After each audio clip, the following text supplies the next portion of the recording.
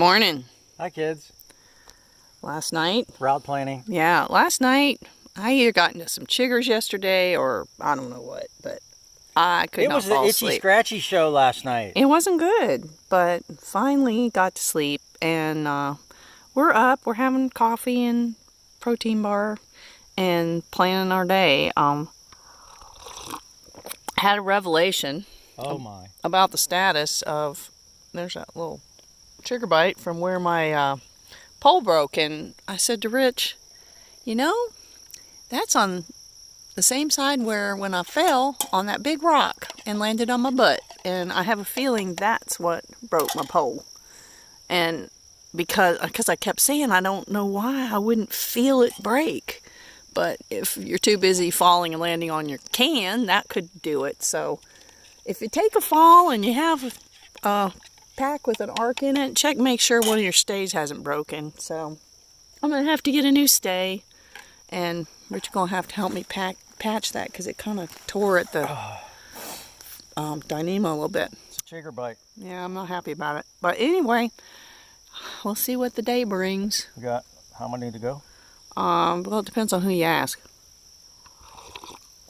We may have 16. We may have 20. I don't know. Well, we're at, I can't really tell, but I think we're at about 35. We're about 35 into the 52. See, we should have been at 36, 17 and 19.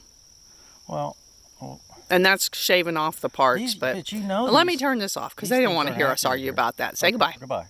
Okay, we went a mile on the Hidden Passage Trail, and it just dead-ended on this road that said Hidden Passage Trail this way and group camp. So maybe if we'd have been a little less worn out, we could have made it to a group camp, but since we didn't know it was there, we didn't have that as a goal. It's a nice day. Looks a little sunnier than yesterday. Debbie had told us that we had a lot of haze from the California wildfires yesterday, but we thought it was just clouds. Ixnay on the group camp. There's a bunch of people up here. Guess we better pull our buffs up. COVID. Yeah, there's people there. A bunch of them. So, yeah, this was a mile away from where we were. Who knew? Bathrooms, group camp. These guys are doing some tracking. They're a bunch of sheriffs. Bunch of sheriffs. We asked them if they were tracking anybody we need to worry about, and they said no. Got a potential for a trail name. They started calling me Heidi, but that's my dog's name, so I don't know if that'll work for me. So we're going to keep going. Eventually, well, we got a road walk. I guess, is this the beginning of the road walk? We're doing a little here, and we can either do I've got a plan to not do all that. Yeah, they got a bunch of hammock camping here. Bunch of hammock campers. Yeah, look. Hammock campers. There's probably bathrooms and stuff over there, but we're going to keep just on moseying through. But this is literally 1.3 from where we stopped for the night. So this is like a natural bridge. Yeah, when we came through there, that was a straight up, I mean, it looked like there were cabins and everything. And there was a big old grassy area. And if we'd known it had been there, we probably would have pushed on through it. It would have been nice to camp on a manicured lawn. But we didn't know that. So we didn't know that. If you watch this video and you come out here, you will know that. We had an option, a road walker, to stay on the Hidden Passage, and we're really glad we stayed out here. It's a real good trail, and there's all kinds of stone formations. It's always nice hiking in the pines. The trails are always soft with pine needles and stuff. Yeah. Feels good on your feet. Off we go. No, I'm not 100% sure. There's a Sheltowee. We're just doing a little bit of freelancing here. Keep going this way. The Hidden Passage goes that way. So you think we need to go Sheltowee? Okay, well, here we go, guys. This could be the beginning of our getting lost in Big South Fork. We don't know. No. You saw it here first. Yay, trash can. We are in the parking lot. So that was a 7.8 mile loop trail. We didn't do the loop. We just did part of it. And we're going to go out and road walk. Parking in designated spots only. So here's a place to park if you wanted to come in from here. So we're going to get rid of the trash and do some road walking. It is a pretty morning. Sun's up. Oh, here's some maps. This is Pickett State Park. We're not just basically going to skirt the edge of it, I think. Bear camping requirements, 100 yards. Bear activity has been reported along the Sheltowee and Hidden Passage. Please be cautious and aware. There's how to hang your food. And this is the Hidden Passage. So, I mean, we danced around the power lines and past the group camp. So, apparently, we're going to miss the Crystal Falls Junction. Navigational error. We took the wrong turn out of the parking lot. But this is a parking lot that says Hidden Passage Trail. There was a nice breeze. And because we went the wrong way, now we're hiking at traffic like we're supposed to. Oh, we only went 20 yards. Well, you know, every 20 yards counts when you're doing 20-mile days. But yeah, there's where we came from. Oh, now I sound like Craig. See what this sign says up here. No walking on roadways. Yeah, probably. Department of Agriculture, Division of Forestry, planted with genetically superior white pine seedlings Superior trees. in 2003. They're pretty tall. There you go. Well, road walking for a while. Okay, we are off 154. We passed the cabins, the road to the cabins, and like a little ranger station, visitor station, I don't know what. There was no cell service. It was close, but there wasn't. And now we are on Watson Branch. Rich says we got about half a mile on this one. Yep. And There's no good connectors to get to Twin Arches from over there on Sheltowee and John Muir, where we were. So we got to do a little back road walking to get across that little section. Okay, we just saw 2 bear cubs. They were coming down the tree. They saw us. They went back up. We don't know where the mother is. Think we should just cruise on by? I don't know. I mean, the bears are up the tree. If we get between them and the mama, that'd be a bad idea. But they're not going to move as long as we're here. Here you can see them both poking their heads around. Look at them. There they are. Oh, they're adorable. A few minutes ago I said I can't believe all the hiking we've done. We hadn't seen any bears. Well, I worry when I see babies and no mama.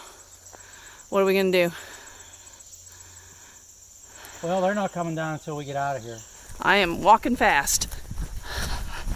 That's a shitty video, but hey bear, I don't know. Get a good far away. I'll turn around.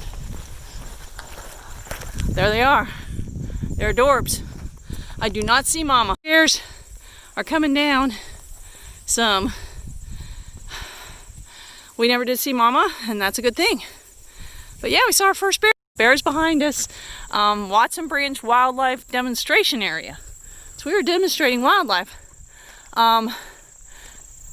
Rich says this is the Great Divide, Big Divide. Divide Road. And Debbie said she saw a couple bears where she parked her car yesterday morning, so they must like to use the road. Divide Road. So yeah, we'll have to tell the ranger we saw the cubs, no mama. Okay, looks like we're going to the trailheads that actually would have brought us to Charit Creek Lodge. So it's 4.2, but this is going to take us over to Twin Arches. Yeah, I looked at the video of the bears. They suck, but, you know, I guess it would have been worse if I had gotten really good pictures of the cubs and just at that moment you see me get knocked over by the mother. So I didn't want to be that guy. Now we see a wagon and horses. We're almost to where we're going to start hiking again, I think. Okay, this is probably going to be where we're going to head out into the woods pretty soon, but this looks like it might be parking for, well, it's obviously for horse trailers. Rich thinks there might be a bathroom up here, and you know, garbage cans and a bathroom. And obviously a horse trailer, because it's the equestrian trailhead. Like a hiker's Disney World. Yeah. Things you may encounter. It does not say anything about bears or spiders. We have said spiders. Where's the spiders? There's just a web. Oh, yeah. There we go. I almost missed a turn. I was just casually saying, hey, look, there's a sign. So this is it. Slave Falls Loop, entire loop, 3.2. Bandy Creek Campground, 10 miles that way. That way. Charit Creek Lodge is that way. Well, that's one way to get there probably. So, done with the road walking. We were ready to be done with road walking, but got us where we wanted to go. So, Rich thinks how long? Another 3 or 4 miles till we get to the arches? Yeah, 3, 4. Okay. If we see any more bears, we'll try to actually get a picture of them from a safe distance. Well, so far this is a real nice trail. It's pretty through here. Haven't seen any campsites, but you know, shocking. They're all invisible, but they abound. So yeah, there's that. Taking a little diversion, 0.3 to Slave Falls, and it said something about Needle Arch. Did not say how far Needle Arch was, but we figure you can't go through the falls, so we're guessing 0.3. Hopefully it'll be worth the trip. Still haven't gotten our poles back out from the road walk, but if it gets dicey, we will. It's pretty back here. You watch, we'll get up there and we'll have to pick which way we're going. Okay, so we followed the sign for Needle Arch. And we think this is Needle Arch. Oh, I don't know. That's not Needle Arch. That's just some rocks. That's Needle Arch? I can't. Oh. Where? What? Oh, okay. Let me get up here so we can really properly see it. Yeah, we're trying to take all the blue blazes, even though we probably have a 20-mile day. No climbing on Arch. Oh, there it is. It's quite cool. Needle Arch.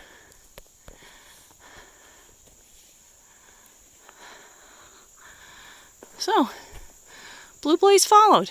Okay, this is Slave Falls. We obviously hear people.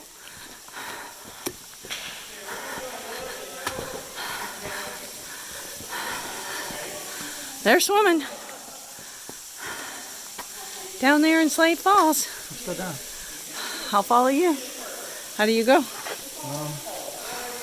So this is Slave Falls. So that's not the way. And we came from way up there. We ran into some folks down here at the bottom who told us we can go this way, so we should be able to cut off about a mile. It's nice. Oh, what? Yeah, no, they said it was you. That's where the girl said to go. Back through there. It's getting like... Oh dear. We've just sort of been cruising along since we left the falls. There have been a few sketchy little water crossings, but this part that we're on, we would have had to be on anyway.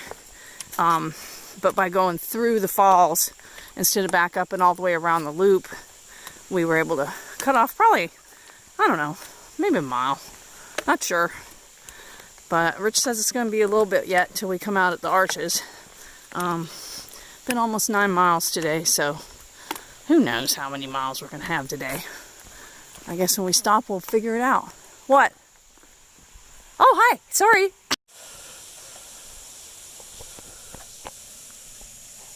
How was that coming through there, babe? Oh, I tell you what, that was big fun. I wish I'd have turned the video on sooner. Yeah, well, we'll do trail maintenance. It'd be nice. I made it, though. How's things in Holland? Holland, yeah, Holland, Michigan. I don't know. It's a pretty little waterfall. It's just kind of along the way. Yeah, Rich video. You can't see it, but there's some nasty blowdowns back that way. Huh? This is pretty. Good water. Yeah, you can see there's been a lot of stuff coming down. Some of it recent, some not so recent. See what's up here around this corner.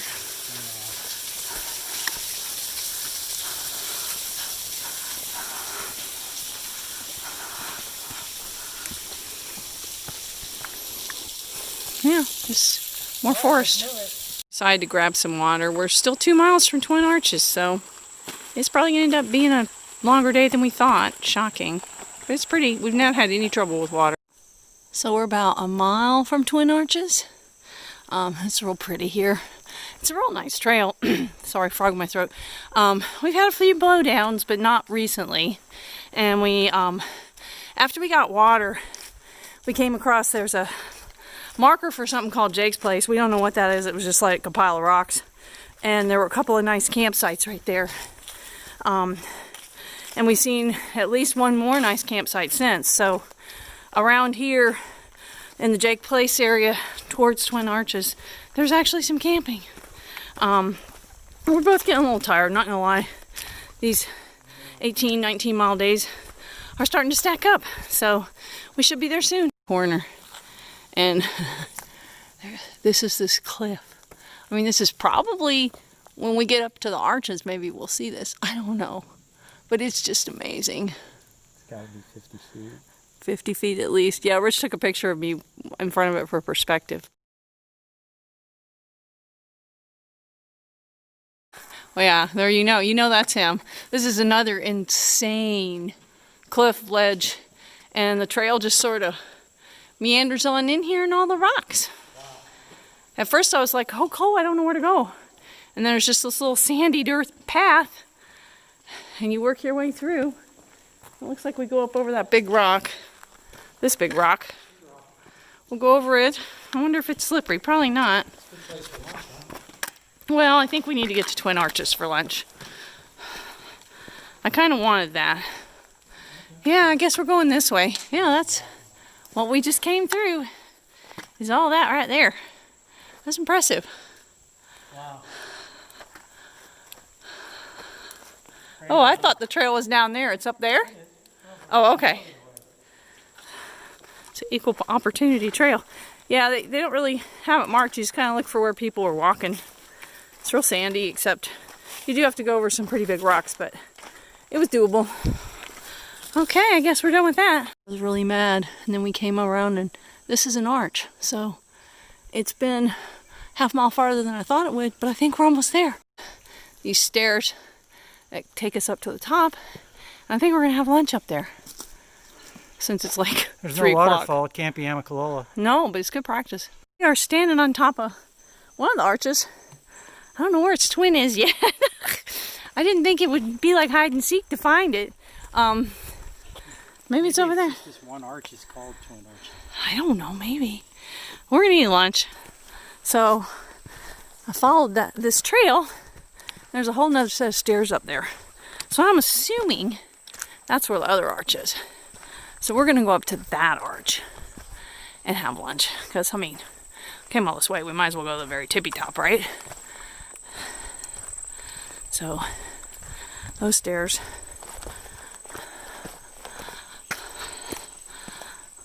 are up here. There, you can see them. There. Well, this set of stairs is a little bit steeper. Here he comes. Well, that was about 60 steps. He's coming up. You got views for days up here, but there's still a path that's going, so I'm assuming there's more to see. So we wandered back down those stairs, had lunch on the rocks, and actually had cell service, so I looked at pictures of Twin Arches and saw stuff that we haven't seen. So we're guessing we need to go back up these stairs again. Are you kidding me? And do the loop so that we can actually see the arches the way they are intended to be seen. My watch is showing 13 miles, and we've got a little over 6 to get back to the car, so it's gonna be another long day, but we want to see the view that we came here to see. Part of it anyway. So back up there I go. Over where? Oh, okay. Well, this is the arch we already saw, just in case we never find the other arch. This is this arch. He's going that way. I better catch him. Turns out, when we first got here and we went up those stairs to do the loop, if we'd just come around this corner, we'd have seen the other arch. So if you come, that's what you want to do. This is the south arch, and the first one we saw was the north arch. And this is the way we're going anyway. So yeah, I mean, the loop was okay.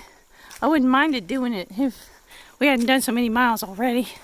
But at least we finally got to see the arch. We'll come over here and see if it's worth looking at up close. Some of the pictures people took were absolutely gorgeous, but I don't know if they just went bushwhacking to do it or what. But this is pretty cool. We're just taking off inside it. This is the smaller of the two arches. It had all the details, but I didn't take a picture.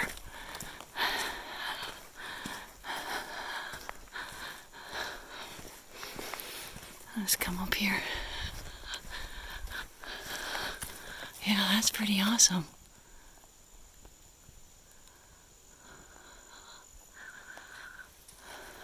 So now I'm standing under the south arch, which even though it's littler, I think it's wider. I guess maybe we were on top of it too, huh? When we were up there cruising around? We were on top of the other arch. Oh, we were on top of the north arch? Yeah. So I guess that's the way we're going to go where we're going? Back that way. Oh, back out that way. I don't know why I thought it said Charit Lodge that way. It is that way. Oh, okay. This is the Charit Creek Lodge. With COVID, they've got a lot of signs up and stuff, so we may just be turning right around and keeping going. Big South Fork River, 4 miles. Gobbler's Knob Trailhead.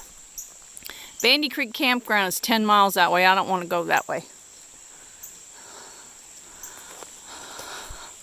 There's a blacksmith shop. COVID-19 safety alert. Visitation is limited to overnight guests. Yeah, I don't think we're going to be able to see anything here, but it's cool.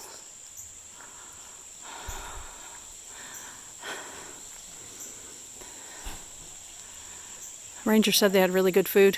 We just chatted with a very nice young lady who had done the AT Nobo, an AT flip-flop, and doing a Sobo next year. Unfortunately, because of COVID, they couldn't help us with anything unless we were spending the night, which was tempting, but we're going to come back and do it another time. So 5 miles to the car. It's going to be a 20-mile day. I'm going to sleep good tonight. Okay, so that was a booger. 4.3. So I guess we're going that way. Is it shorter if we go that way? Because I'm down for it if it is. Okay, so just turning over 16. So yeah, 20 and change. Off we go. Road walking, just crossed some water. It wasn't hard. We've seen a few campsites down here. We've got about 3 more miles to go.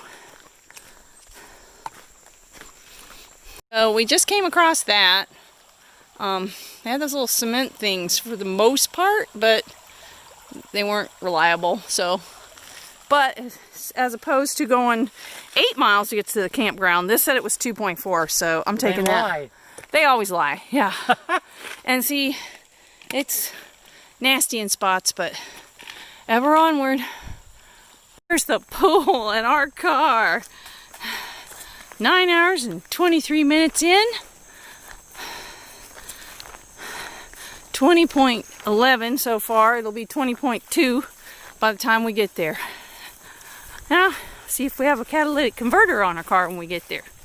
That'll always be a plus. But, yay! Well, we really hope you enjoyed the 3 days of videos in Big South Fork. We had a lot of fun, as you can tell, and a few challenges. Yeah, some of the trails are a little bushwhacky, but for the most part, the vast majority of them are pretty easy. We always learn things when we go hiking. This time, big takeaway is stay away from horse trails. Oh, yeah. I mean, honestly, I loved pretty much everything we did except that section once we got on the bike and horse trail that went down like the 400 feet, and then everything down there was not my favorite place to be. It's a beautiful place. I really highly recommend as many of y'all can get out there and do some of that park up there, or as much as you can, because it's really pretty. But there are a lot of options for getting in and around, and the rangers, I think, would help you if you want to plan some stuff. But you can stay in some of the campgrounds. You can park and go into the Charit Lodge. I think the closest you can get is under a mile. Right, 1.1. Right, so you could actually just park, stay at Charit Lodge, and do day hikes if you didn't want to do overnight hiking. Right. You could do a lot of short hikes, short loops, day hikes. There's unending options for Big South Fork for hiking. You don't have to go out there and grind out a 60-mile 3-day trip, basically what we did. There's a lot to see. There's a lot to do. We didn't even explore Pickett at all. We could go up there and camp in Pickett and spend a couple of days just hiking around up there and really have a great time.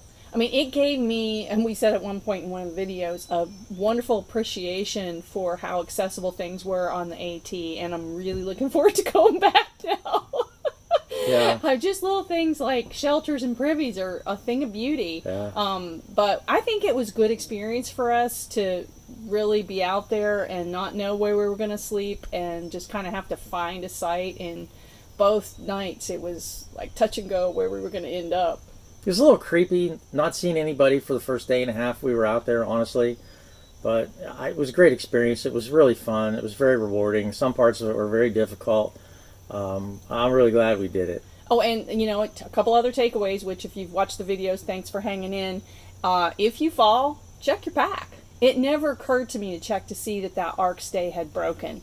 It didn't end up causing me any problems, but I just never thought that I fell hard enough to break it, but I obviously did. Shout out to Z-Packs. Laurel emailed them, and they sent it out right away, no charge. Yeah, so, I mean, it's supposed to come today. So Z-Packs awesome. gets a lot of heat from a lot of folks in a lot of areas, but they've been great to us. I can't say enough good things about So them. thanks, Joe and Monica. I'm looking forward to getting it, and got to tape that little chigger bite on my. Oh, and speaking of chiggers, oh my gosh, I am covered in chigger bites, and I can't. I'm speechless about it. It's the itchy, scratchy show. Oh my word! Literally, I have hundreds of chigger bites, and so. She's got a lot. I don't know about hundreds, but she has a lot. It's pretty darn close. We're way in double digits here. Wow. When you're out there, I mean, I used picaridin, but I didn't think that they could come through my compression socks, and they had a field day on my calves, on my feet. So I'm just going to err the side of caution, and before I put my socks on every day, I'm going to coat myself up with something. I got 7 chigger bites. I am just eat up. And the other thing that I didn't have in the first aid kit was like any kind of Benadryl cream or Caladryl or something. I'm going to get a travel size of that because literally that first night I got no sleep because I itched. As you can tell, she was traumatized by the chiggers. I am traumatized. And I've never had trouble with chiggers before, but yeah, that was bad. But other than that, I mean, everything seemed to work well. The water sources were readily available. The water was really clean. In fact, when I flushed out the Sawyer, very little debris came out of it. So there's good clean water there. Yeah, and that was one thing we had no trouble finding was water. We did have, as you'll see all through the videos, terrible time finding campsites, but water was great. And the URSAC worked out well for us. And we probably are going to end up getting a second one for when we're on the AT. It was, we've even had times where we filled up our Z-Pack spare bag, and this definitely got a little snug with food. We had 4 days, 3 nights of food in it, and it was tight, but it's doable. And we always carry a little more food than what we probably should. But we may go ahead and get a second one, and I'll carry one and he'll carry one. So that way, if we ever do have sections on the AT, where we need to carry more, we can. We'll keep an eye out on REI's used gear site. It's a great place to get stuff. Save a lot of money. So I guess that's pretty much it. Thanks for watching. Yeah, guys, thanks so much. Look forward to your feedback, questions. Anybody going up there wants to talk to us about it, just get a hold of us and any help ideas any way we can. For things that are not too far from Middle Tennessee for us to do maybe in November, or December, or January. We'd like to try to get out at least once a month. Try and keep our trail legs as best we can. Right. Thanks, guys. Thanks. See ya.